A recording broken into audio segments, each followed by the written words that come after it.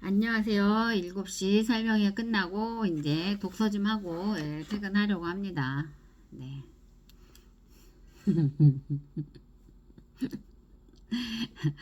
너무 행복해 보이지 않으세요? 행복하고. 어쨌든 제가 아까 이제 7시 설명회 하기 전에 네. 음, 네, 일단은 책을 읽도록 하겠습니다. 두려움에 도전해 보기. 마이크는 캐나다 서부 지역에서 몇 년 동안 기자 생활을 했다. 그러다가 37번째 생일을 맞이해 회사에 사표를 내더니 그동안 모은 전 재산 3만 달러를 한 노숙자에게 주어버렸다. 그런 다음 갈아입을 옷 몇 벌만 챙겨 짐을 꾸렸다. 그는 오래전부터 원대한 계획을 세우고 있었다. 낯선 사람들의 차를 얻어 타가며 북미 대륙을 대각선으로 횡단하겠다는 포부였다. 사람들은 배부른 녀석의 정신 나간 짓이라며 한껏 비웃었다. 너 멋진데요? 그의 목적지는 미국 동해안에 있는 노스캐롤라이나 주의 케이프 피어였다. 이것은 그가 정신적으로 무너지려 할 때 내린 절박한 결정이었다. 어느 날이었다. 점심을 먹고 돌아왔을 때 갑자기 울음이 치밀었다. 죽음을 눈앞에 둔 불치병 환자에 대한 심층 기사를 작성하던 중이었다. 내가 만약 시한부 인생을 선고받는다면 과연 어떻게 할까? 그에게는 보람을 갖고 일할 수 있는 직장과 아름다운 여자친구 그리고 절친한 동료가 있었다. 지극히 평탄한 나무랄 데 없는 인생이었다. 갑자기 그런 의문이 들었던 것이다. 연약하게 살아온 자신의 인생이 서러워져 눈물이 났다. 마음을 가라앉힌 그는 케이프 피어에 가봐야겠다고 마음먹었다. 그곳에 정말로 두려움, fear, 있는지 확인해보고 싶었다. 한편으로는 삶의 모든 두려움을 극복하겠다는 굳은 다짐이기도 했다. 마이크는 자신이 두려워하는 것들을 하나씩 적기 시작했다. 어릴 때부터 그는 보물을 무서워했다. 밤마다 우는 이름 모를 새와 검은 고양이, 뱀, 박쥐, 어두운 파도치는 바다, 황야, 북적거리는 인파, 실패, 나약한 정신 등을 두려워했다. 아니, 두렵지 않은 게 거의 없었다고 하는 편이 나을지도 몰랐다. 37살이 되도록 유약하게 살아온 그는 길을 떠나기 전 병상에 누워있는 할머니의 전화까지 받았다. 얘야, 너무나 위험한 일이란다. 불황자들을 만나 위험한 일을 겪게 될지도 몰라. 하지만 그는 더 이상 망설이지 않고 케이프 피어를 향해 발걸음을 내디뎠다. 고속도로에서 살인 사건 용의자랑 강도처럼 험악하게 보이는 사람들 때문에 공포를 느낀 적도 있었다. 하지만 마이크를 염려해주고 도와준 이들은 바로 그런 사람들이었다. 마이크가 몸살이 났을 때 오토바이 폭주족이 아스피린을 나눠주기도 했다. 민박집에서는 숙박비 대신 일을 해줬다. 몇 군데 낯선 가정집에서 머물기도 했다. 정신질환이 있는 마음 착한 사람도 만났다. 마이크는 금전적인 도움을 받진 않았지만 모두 82명의 낯선 사람들에게 도움을 받았다. 그는 천둥과 번개가 치는 밤에도 젖은 침낭에 들어가 잠을 청하며 대륙을 대각선으로 횡단했다. 그 결과 7천여 킬로미터에 달하는 거리를 약 6주 동안에 걸쳐 횡단하는 데 성공했다. 케이프 피어의 우체국에는 여자친구가 보내준 현금 카드가 도착해 있었다. 그는 칸막이를 뛰어넘어 우체국 직원을 껴안아 주었다. 껴안아 주고 싶었다. 그는 돈 없이 여행을 할 수 있다는 것을 증명하기 위해 길을 나선 것은 아니었다. 힘겨운 여정을 통해 모든 두려움과 맞서 이겨나가고 싶었던 것이다. 그가 두려움의 실체를 확인하고자 용감하게 찾아 나선 케이프 피어. 하지만 그곳은 결코 두려운 곳이 아니었다. 케이프 피어라는 명칭은 16세기 탐험가가 지은 것. 원래는 케이프 파이어였는데 케이프 피어로 잘못 표기되었고 그것이 그대로 전해 내려왔을 뿐이다. 단지 누군가의 실수로 말이다. 마이크는 마침내 깨달았다. 마을 이름이 나의 두려움과 똑같구나. 나는 그동안 실수를 할까봐 늘 두려워했다는 사실을 알았어. 내가 두려워했던 것은 죽음이 아니었어. 치열하게 살아가야 할 삶을 두려워했던 것이지. 그래서 항상 비겁했던 거야. 그가 6주나 걸려 자신이 상상했던 것과는 전혀 다른 곳에 이르러 얻은 것은 목적이 아니라 과정이었습니다. 두려움을 극복했다는 것 자체가 중요한 것은 아니었습니다. 6주간의 여정은 무자비하고 고통의 연속이었다. 그러나 그 같은 고통이 뇌리에는 전혀 다르게 기록되었다. 아름답고 달콤한 자신만의 여정으로 남은 것이다. 그것은 인생과도 같다. 어쩌면 우리는 몇 년을 노력해 도착한 목적지가 단지 실수였다는 사실을 깨닫게 될지도 모른다. 하지만 그것이 우리 자신이 원해서 간 길이라면 결코 헛된 것이 아니다. 경쟁자에게 고마워하기. 1936년 베를린에서 올림픽이 열렸다. 나치 세력이 창궐하던 때였다. 독일의 히틀러는 올림픽을 통해 아리안 혈통의 우수성을 입증하고자 했다. 당시 육상 경기의 최고 선수는 검은 탄환으로 불리던 미국의 제시 오웬스였다. 나치는 유대인과 흑인을 올림픽에서 쫓아내자고 연신 떠들어댔다. 오웬스는 나치의 이런 회방에도 불구하고 100m, 200m, 400m 계주와 멀리뛰기에 참가했다. 네 종목에서 오웬스와 견줄 만한 선수는 독일의 멀리뛰기 선수 루주 롱뿐이었다. 그만큼 오웬스의 실력이 출중했던 것이다. 히틀러는 루주 롱을 직접 만나 반드시 흑인 오웬스를 이기라고 명령했다. 멀리뛰기 예선이 벌어지자 히틀러가 응원을 하러 왔다. 루주 롱은 뛰어난 실력으로 순조롭게 결승에 진입했다. 드디어 오웬스의 차례가 되었다.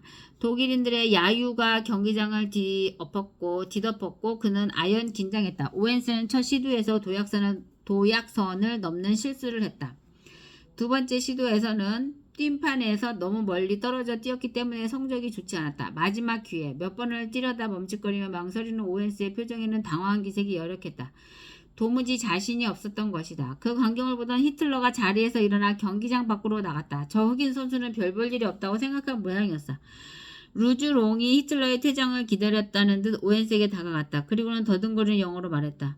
저도 작년 세계선수권 대회에서 그랬어요. 간단한 요령이 필요해요. 루주 롱은 오웬스에게 수건을 달라고 했다. 그러더니 그것을 뜀뛰기 발판 몇 센티미터 위에 놓았다. 달려올 때 이 수건을 기준으로 삼아보세요. 오웬스는 루주 롱이 알려준 방식대로 했다. 신기록에 육박하는 성적으로 예선을 통과했다. 마침내 결승전이 열렸다. 루주 롱이 먼저 뛰었다. 세계 기록을 경신했다.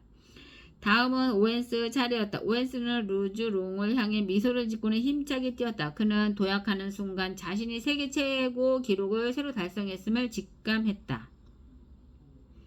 그 결과는 예상한 대로였다. 오웬스의 금메달이 확정된 순간 귀빈석으로 돌아와 앉아있던 히틀러의 얼굴이 일그러져 있었다. 검둥이는 돌아가라 떠들어대던 관중들도 숨을 죽이고 조용해졌다. 그때 갑자기 루주 롱이 오웬스의 손을 잡고 나섰다. 그리고는 경기장을 가득 메운 독일인들 앞에서 오웬스의 손을 높이 치켜들면서 큰 소리로 외쳤다. 제시! 제시! 처음에는 침묵이 흘렀지만 사람들이 서서히 동작하기 시작하더니 잠시 후 거대한 함성으로 폭발했다. 제시! 제시! 제시! 오웬스도 다른 한 손을 높이 들어 고마움을 표시했다. 관중석이 조용해지자 이번에는 오웬스가 목청껏 외쳤다. 루주롱! 루주롱! 루주롱! 루주롱! 루주롱! 이 순간만큼은 터무니없는 흑색선전 인종차별도 사라졌다. 편견도 없어졌다. 선수와 관중들은 하나가 되어 진정한 승부의 감동에 빠져들었다.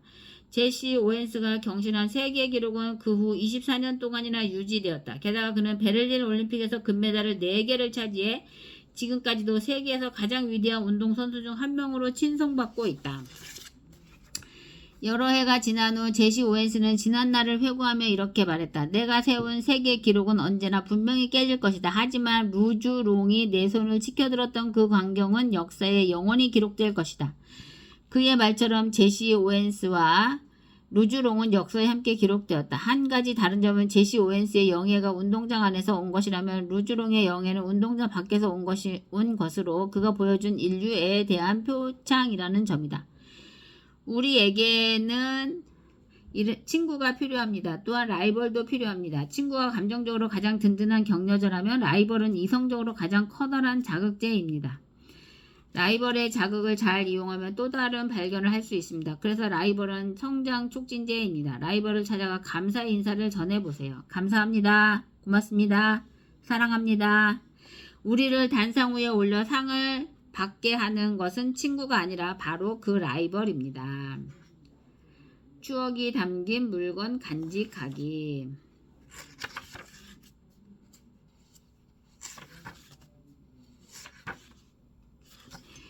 어렸을 때 그의 7 식구는 아버지의 얇은 월급 봉투로 근근히 살아갔다. 낙천적이었던 그의 아버지는 항상 웃는 얼굴이었는데 약간 벗겨진 머리를 감추려고 우스꽝스러운 모자를 쓰고 다녔다. 그래서인지 다른 아이들의 아버지들보다 훨씬 젊어 보이는 편이었다.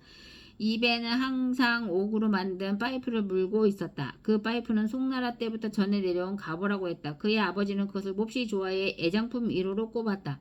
밥을 구걸하더라도 파이프는 절대 팔지 않겠다고 이야기할 정도로 애지중지했다. 아버지는 장남인 그에게 엄하셨지만 무조건 화를 내거나 혼내신 적은 없었다. 그가 어렸을 때 아버지 책상에 놓여있던 서류를 뜯어 종이 비행기를 접은 적이 있었다. 아버지는 그 모습을 보더니 몇 마디 혼내고는 나가 놀아고 했을 뿐이었다. 나가 놀아라, 나가 놀라. 아들 때문에 서류의 중요한 부분을 잃고 화가 났지만 금세 웃음을 되찾았다. 그는 최고의 성적으로 명문인 베이징 대학에 합격했다. 합격 통지서를 받은 아버지는 반쯤 정신 나간 사람처럼 울다가 웃다가 마을을 돌아다니며 소리를 질렀다. 보세요, 우리 아이가 베이징 대학에 합격했어요. 이웃들은 축하 인사를 건넸고 아버지는 이 세상에 가장 행복한 사람처럼 보였다. 기쁨도 잠시 없다. 입학 등록일이 코앞에 다가오자 학비 문제가 가족을 괴롭혔다. 그는 대학을 진학을 포기하고 싶었다. 자신 때문에 모든 식구들이 희생해야 한다는 생각에 차라리 돈을 벌어 집에 보태는 것이 낫다는 결심을 굳히고 있었다. 봄을 재촉하는 비가 내리는 날이었다.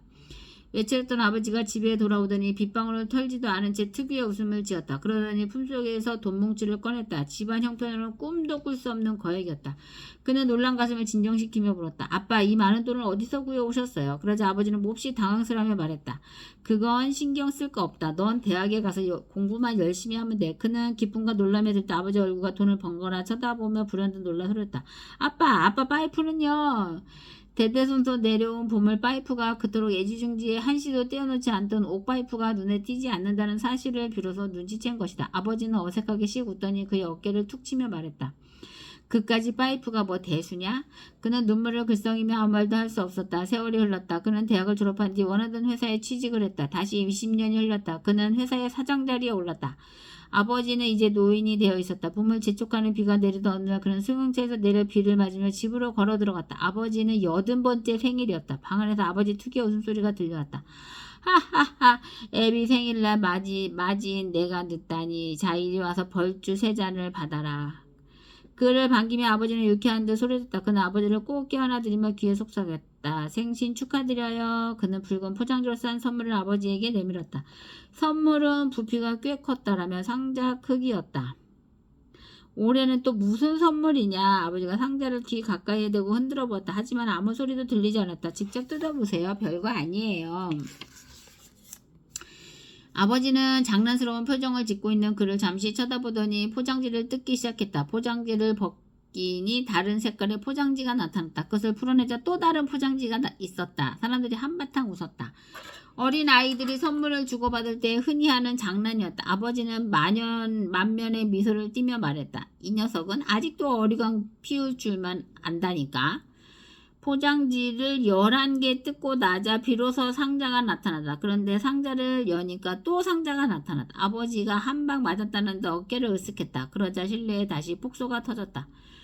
좀 전처럼 뚜껑을 열 때마다 새로운 상자가 나타났다. 8개의 상자를 열고 나서야 그 속에 빨간색으로 포장된 상자를 발견할 수 있었다. 라면 상자만큼 컸던 포장이 어른 손바닥 크기의 상자로 줄어들었다. 이 녀석 포장 뜯다가 늙어 죽겠구나. 내가 아직도 7살 장난꾸러기인 줄 아느냐? 저희 아버지께 항상 장난꾸러기죠 뭐. 모두들 박장대소 하며 즐거워했다. 주방에서 음식을 준비하던 어머니까지 손을 닦으며 선물을 구경하러 다가왔다. 아버지는 마지막 포장지를 뜯고 천천히 상자를 열었다. 그는 흥분된 마음을 애써 감추며 아버지를 뚫어져라 쳐다보았다. 선물을 확인한 순간 아버지의 눈이 크게 떠졌다. 아버지의 손이 부들부들 떨리는 것을 그는 보았다.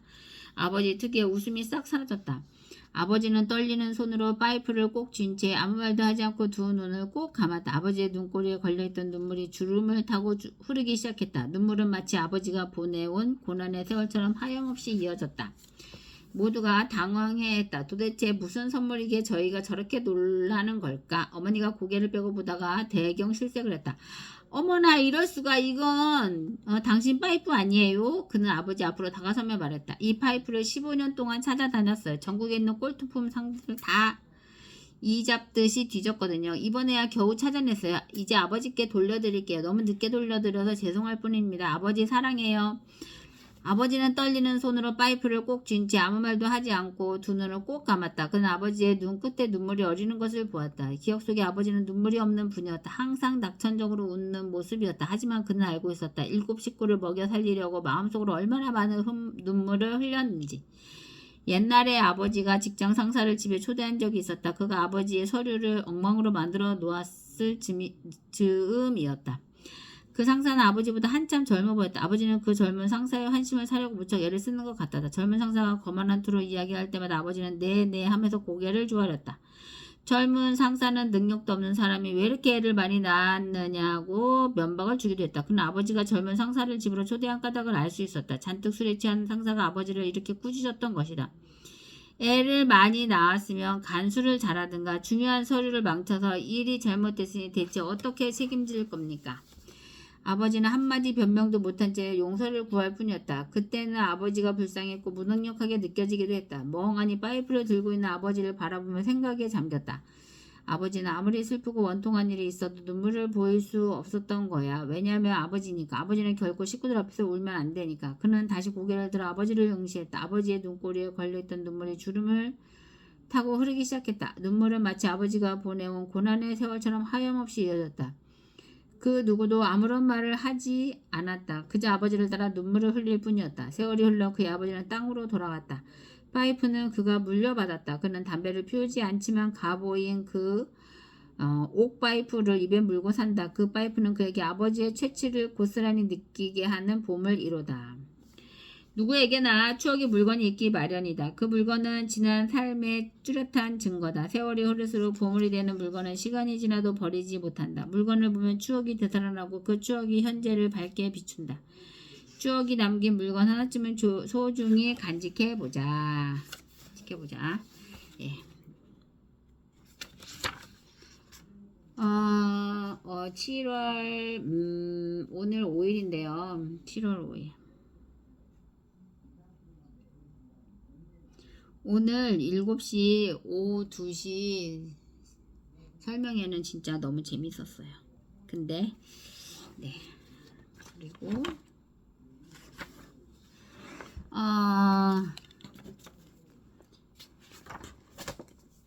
이제 오늘 지금 읽을 차례가 AI 사피엔스입니다. AI 사피엔스. AI 사피엔스. 우리 AI 사피엔스를 어디까지 읽었을까요?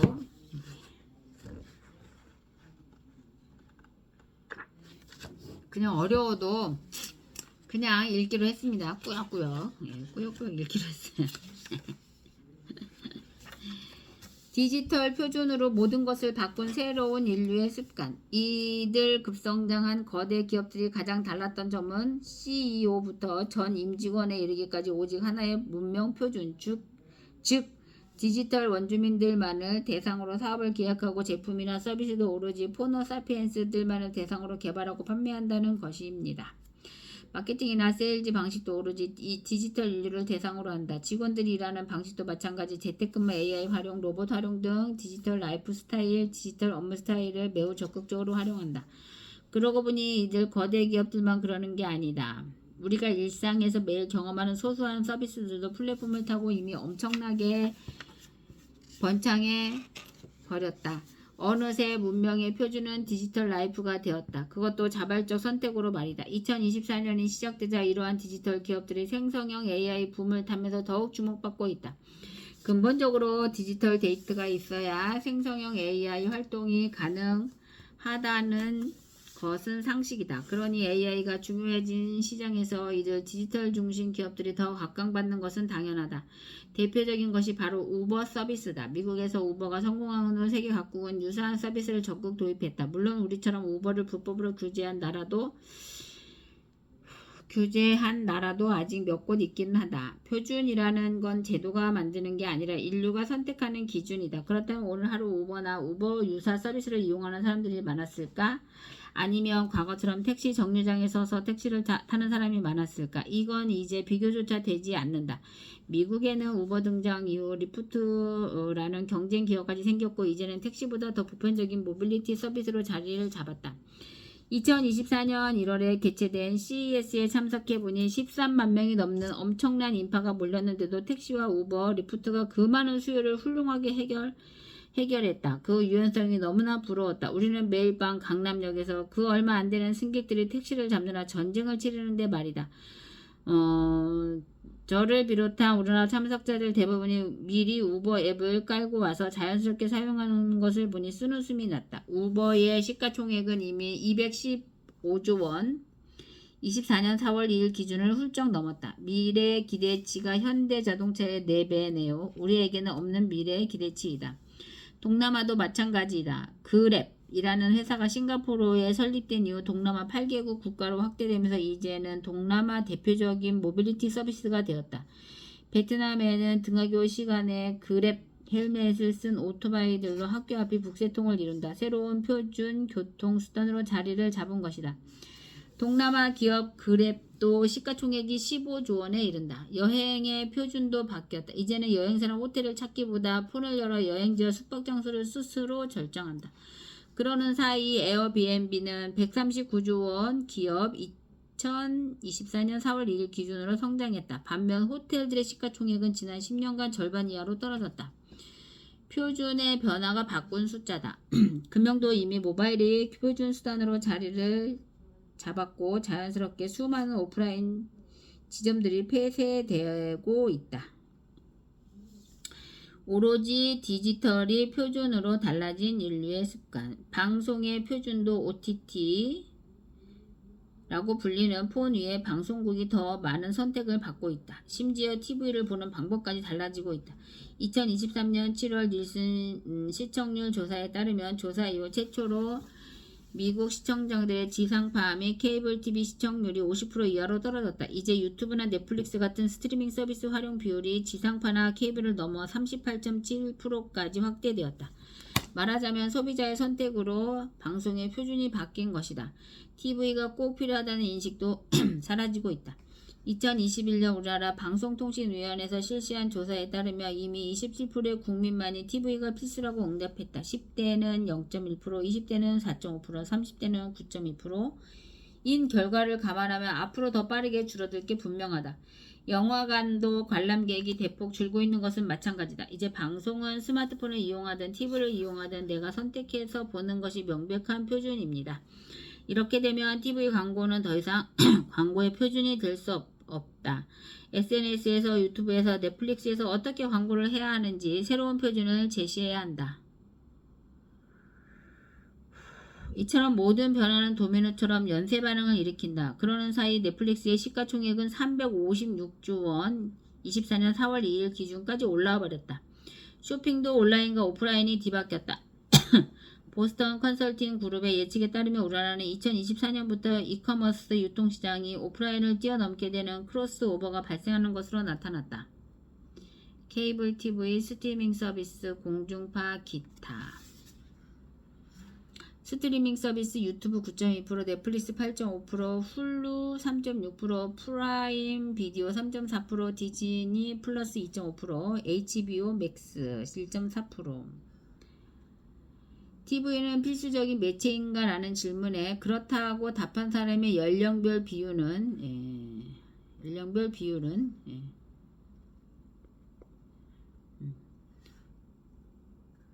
전체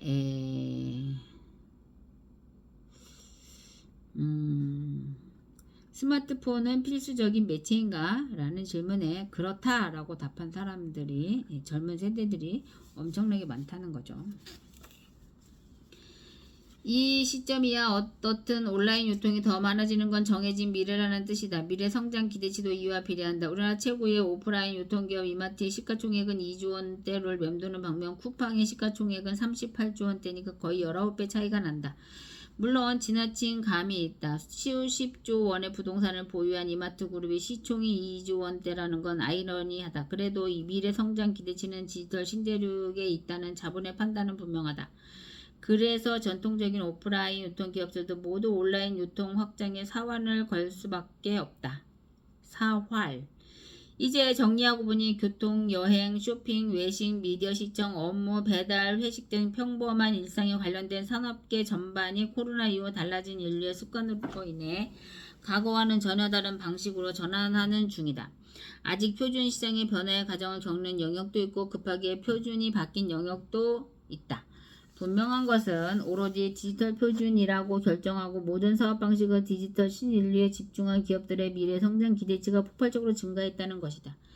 코로나가 끝나고 나면 수그러들 줄 알았는데 다시 예전으로 돌아갈 것이라고 예상했는데 인류는 뒤도 안 돌아보고 냅다 뛰기 시작했다. 문제는 여기에 있다. 과연 우리들의 마음 표준은 어디에 있을까? 변화를 거부하는 사회적 관성에 참담한 결과. 여기는 이제 또 내일 읽도록 하겠습니다.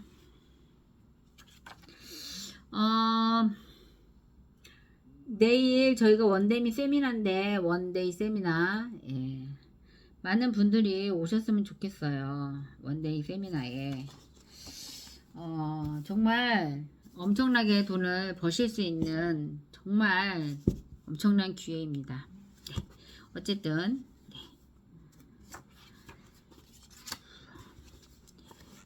내일의 나는 오늘의 내가 만드는 것을 명심하자. 매일매일 긍정적인 생각과 믿음을 가지고 살아가자. 나는 어떤 선택이든 최선의 결과를 만들어낼 수 있다. 반드시 좋은 결과가 있을 것이다. 나를 믿고 내 선택을 믿자. 당신이 원하는 당신의 마지막은 어떤 모습인가? 당신의 마지막 순간을 상상해보자. 나의 목표들은 가장 좋은 때에 가장 좋은 방법으로 이루어질 것이다. 나는 여유를 가지고 그때를 기다릴 것이다. 나는 사소한 일에 연연해하지 않는다. 나는 조금 손해보고 양보하여 항상 좋은 인간관계를 유지한다. 나는 부정적인 말들은 차단하고 긍정적인 말들은 받아들인다. 나는 항상 내면에 긍정적인 생각과 감정들로 가득 채운다. 분명 많은 사람들이 지금 내가 겪고 있는 고난들을 겪어내었을 것이다. 그들이 극복했다면 나 역시 반드시 극복할 수 있다. 내가 가장 소중하게 생각하는 가치는 무엇이다? 나에게 성공이란 무엇이다? 무엇일까요? 네, 생각해 보도록 하겠습니다. 나는 지속적으로 나 자신을 성장시킨다. 나는 꾸준히 나 자신을 발전시킬 목표와 계획을 세우고 이를 실천한다.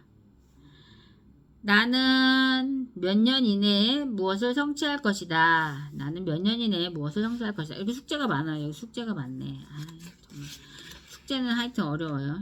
후회하는 순간은 아직 희망이 남아있는 순간이다. 나는 희망을 바라보고 더 좋은 결과를 만들어내겠다. 나는 체계적으로 계획을 세워 일한다. 나는 중요도에 따라 우선순위를 정해서 하나씩 일을 처리한다. 나는 다양한 경험을 쌓아간다. 나는 나의 경험들을 바탕으로 폭넓고 창의적으로 사고한다. 나는 실패가 두렵지 않다. 나에게는 어떤 실패도 감당할 능력이 있다. 나에게 잠깐의 실패는 끝이 아니라 성취의 과정일 뿐이다.